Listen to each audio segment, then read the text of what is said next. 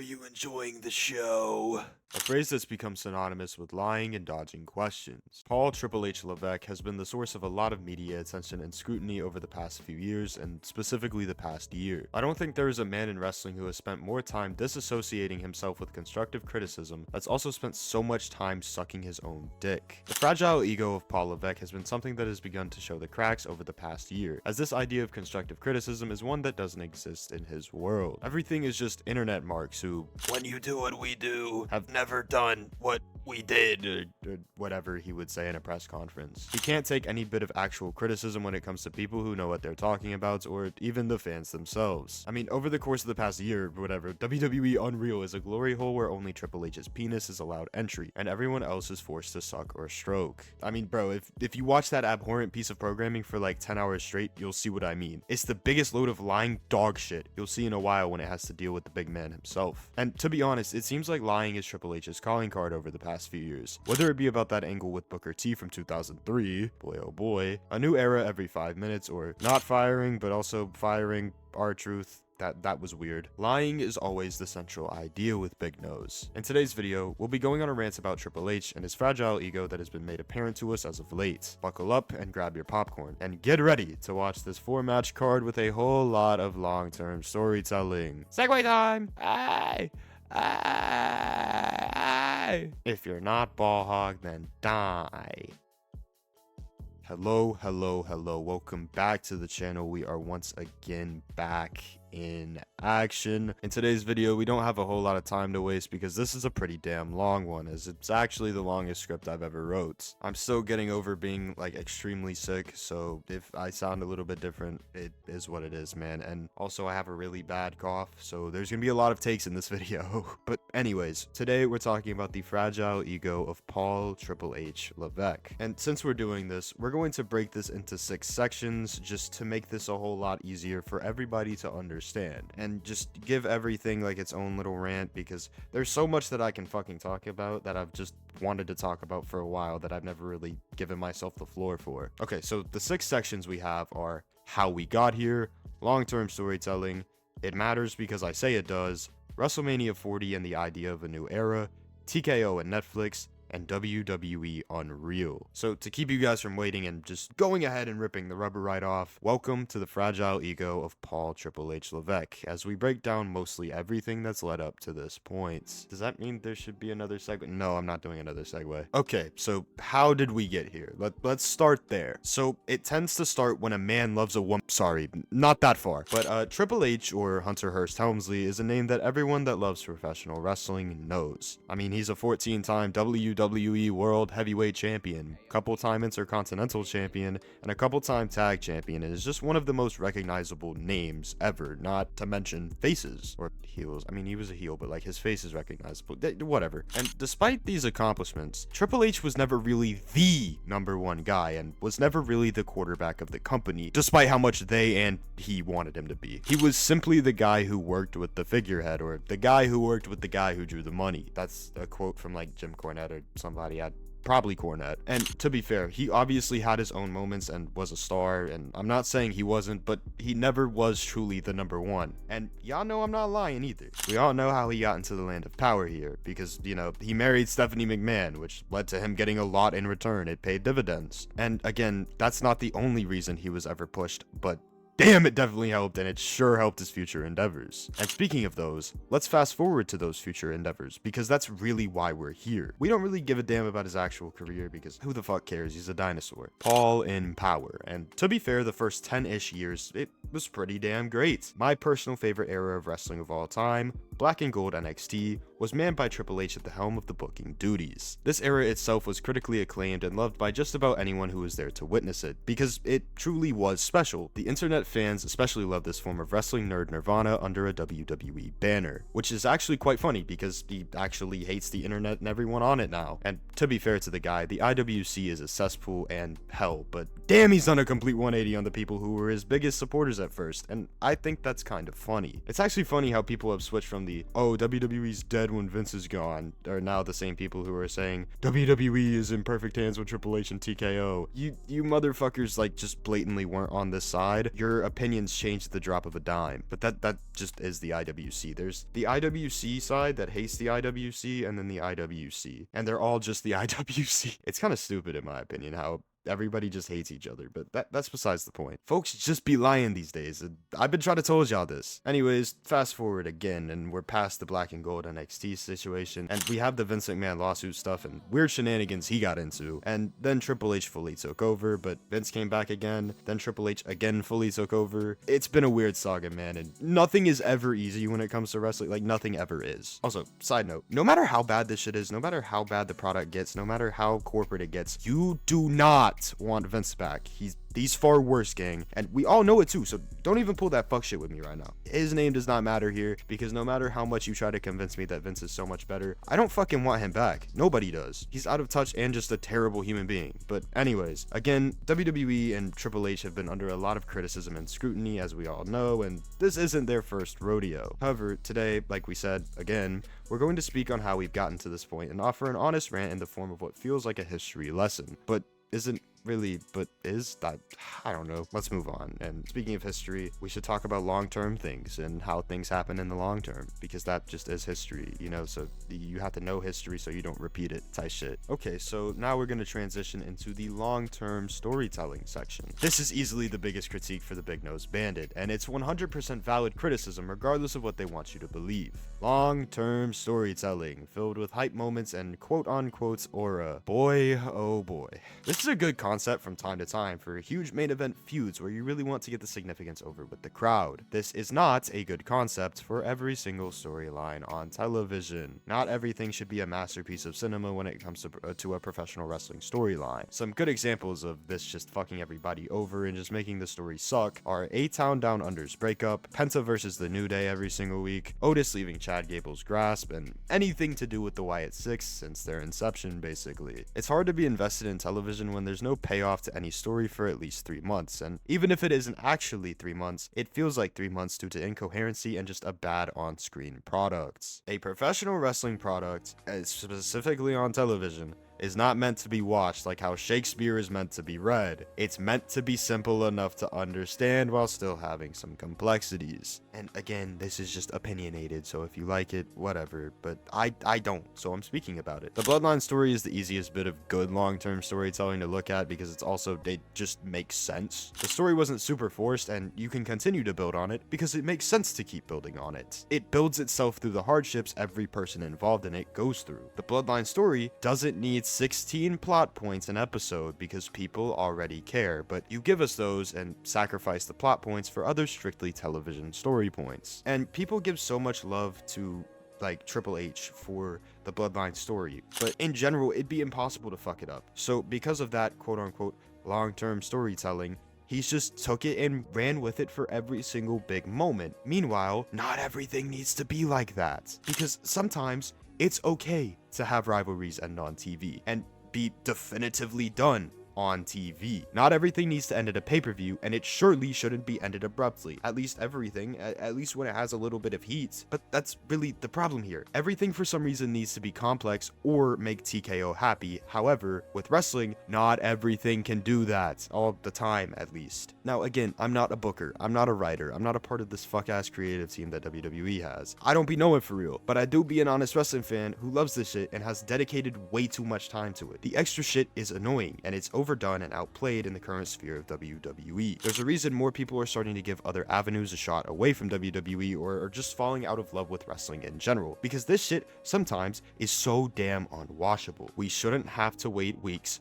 for every payoff, just like with the Vision Masked Man shit, both the Austin Theory one and the new one. Just give us a fucking answer, dog. Not every single week of Monday Night Raw needs some fucking beautiful build. Some shows can use some payoff in a timely fashion. Payoffs matter, and actually a lot of things matter, but when it comes to Paul Levesque, it only matters when he says it does. And speaking of mattering, because this is a segue to the next section, things in wrestling only matter when Triple H says they matter. Ratings only matter when Triple H says they matter. Ratings only matter when it paints WWE in a more positive light. However, that's not really what we're talking about here. What I want to talk about is more so the return aspect and, talent returning to WWE under Triple H's control. Because returns in the Triple H era have all been almost meaningless. There are some good ones like Naomi, Nia Jax, and a couple other names, but the majority of the returns have been from his NXT darlings who had no mainstream attention before he took over. And the majority of WWE's casual audience had no idea who they even were. Names such as Johnny Gargano, Candice LeRae, Karrion Kross, and even just Tommaso Ciampa to an extent were just kind of there to be there. They were thrust on TV in semi-important roles without ever being introduced as to why they're in important roles to the casual audience who didn't watch Black and Gold NXT, because the majority of the people in that audience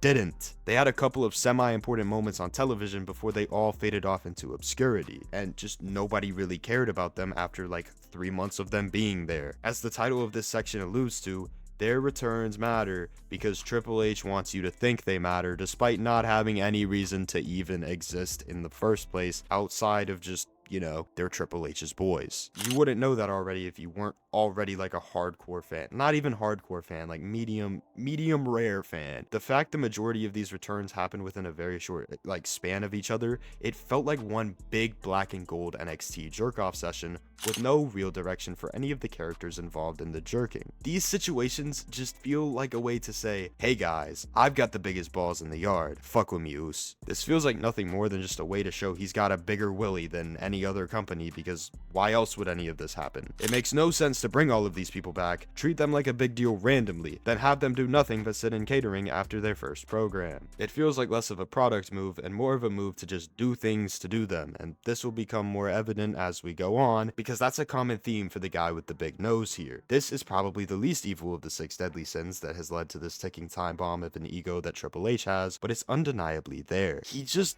does things to say they're important, despite them not being important in the slightest. There is no reason to care, other than Triple H saying you should care. It's weird. Alright, so now we're getting on to the next section. WrestleMania 40 and new eras, and this is one that I have a very, very, very deep connection to. I will go on record to say that WrestleMania 40 changed the entire trajectory of my life personally. It's the reason I chose the major I'm going to school for, and it truly made me fall in love with wrestling again at the level I was at during the 2010s. This is perhaps, to me, the most important show I've ever watched in my entire life, and it deserves all the love that it gets, and hell, even some of the criticism. But this is personally the greatest mania of all time to me. I don't really care what you put above it because we're talking about my list here. I don't give a damn about aside from what you believe and aside from what you think is the greatest mania of all time. That can be debated and whatever. There definitely was a change and shift in eras marked at this show, and to be real, ever since Cody returned, it felt that way, seeing as Vince was being shifted out and WWE was now fully in Big Nose's grasp as of 2024. Things just seemed to shift, and for WWE, in my opinion,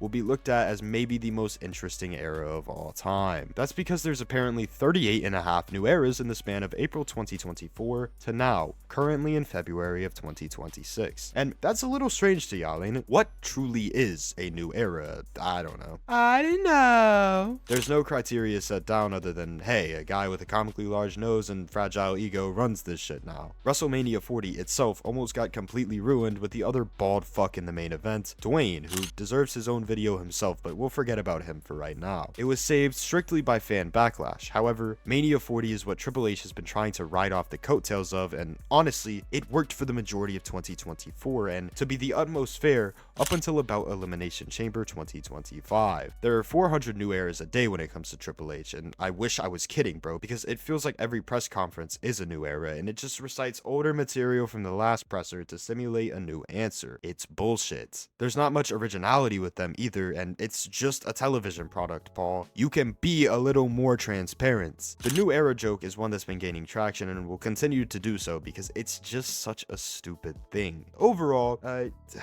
man, there's so much that you can say. There's so much that you can say that I haven't said and I won't say in this video, simply because there's just too much to say in one video. But hey, the new era must be the Netflix era, aka the corporate and very dark for some reason era. Like, the lighting is very dark. Have y'all noticed that? Looking at a 2024 Raw to like a current Raw is like looking at McDonald's from 2001 and your local McDonald's right now. From the playpens and all the color to the corporate design with no fun other than a 30-cent toy and a Happy Meal and an ice cream machine that works sometimes. And now we're gonna transition to the corporate side of things. We're gonna transition into TKO and the Netflix section. But before that, remember, this is opinionated. If you like the way Triple H runs the company, you're allowed to like that. Like, that's the beauty of wrestling. You're allowed to like whatever you like. Anyways, we're gonna go ahead and get on to the TKO and Netflix section. So this is probably the one I hate the most. And it's good that we've transitioned into it. I hate TKO, and I've made it no secret to the longtime viewers of this channel and anyone either in the Discord server, shameless plug, or anywhere you can find me at. I believe TKO's existence is the worst thing since back in the Bible times when people would sacrifice babies to the god Moloch. This shit is disgusting, and it deserves to be eviscerated from mankind's view. TKO is simply a corporation, and what are the 4 things that corporations thrive off of, you may ask? Well, I'll answer those for you right here. Rights fees, sponsorship money, controlling costs, and having a safe and predictable outcome with every show. A couple of these things do not joust well with professional wrestling, especially the last thing. To quote my guy Peyton, wrestling lives on chaos, corporations thrive on consistency. You cannot have a respectable corporate wrestling show. It simply just does not work. It can't be good when it can't truly thrive. There's a reason there are less surprises, less title changes, and a lot less of everything. They don't benefit the corporation, so why would the corporation do them? Why would you have shock title changes when, you know, you have this belt that you really want on this guy that you really want to build because this guy's gonna make the corporation a lot of money? So why would you give the belt to somebody else who's not already there yet? Like, you know, it's kind of a simple formula. And you guys do realize that TKO gives 0 fucks about professional wrestling and WWE in general, right? It's all about money and what WWE can bring them. And this is not good for a professional wrestling company. Pro wrestling was never supposed to be corporate. There's only to be corporate gimmicks. With that last bar, it feels like I'm writing an amendment for the Constitution, but this shit just feels so elementary and easy to understand. With TKO owning WWE, it allows Triple H to not have to think so much about a good product because TKO will find a way to make everything profitable. Triple H's ego continues to grow and continues to get stroked because business is quote unquote better than ever. So why would he care about actually making anything better? Speaking of part of why business is better than ever, Netflix. The Netflix partnership is quite an interesting one, and I'm honestly a fan of it, at least like at the base level, simply because it makes WWE programming a lot easier to access, and you don't have to catch everything live anymore. However, this is just another reason for Paul getting lazy, and the live numbers don't matter anymore because anyone can just watch shit afterwards and throw it in a lake. Why would anyone care about live numbers or putting out a good television product when you know people are going to watch anyways? If we being real, this shit is soulless. It feels like a Ponzi scheme, and it feels like total bullshit all day, every day. Netflix is a great deal for WWE because it exposes them to a new audience every single day, but this just inflates and inflates and inflates and inflates the ego of Paul, especially when he's allowed to have an unsupervised ego, and even direct a show that inflates it even more than ever before. So now, let's move on to my least favorite thing ever, WWE. Unreal. And to keep it simple, this is the biggest load of dog shit I've ever watched. Okay, maybe I'm lying. It's not the worst show of all time, but damn is it bad. This is easily the best reflection of the egotistical nature of Paul Levesque, so we've saved it for last. As alluded to earlier, it's a glory hole where the only penis that gets any action is that of Triple H's, and everyone else must partake on the other side. The amount of lying that goes through every episode of the show it's comical, but like it's stupid. Small Afro even made a video where he named every single lie from season 2. Me and some of my friends like in the dorm watched the video, and it's just sad because he's just lying for the sake of lying, and people around him are doing the same. This show merely scratches the surface of the amount of yes men Paul has around him, and it's so obvious. Whenever his ideas are challenged, he gets defensive, and whenever he has to critically think, it seems like his brain malfunctions, and that's the reason for the same responses every press conference. Whenever he has to think critically, he insults somebody, or he says that you just don't do what we do, or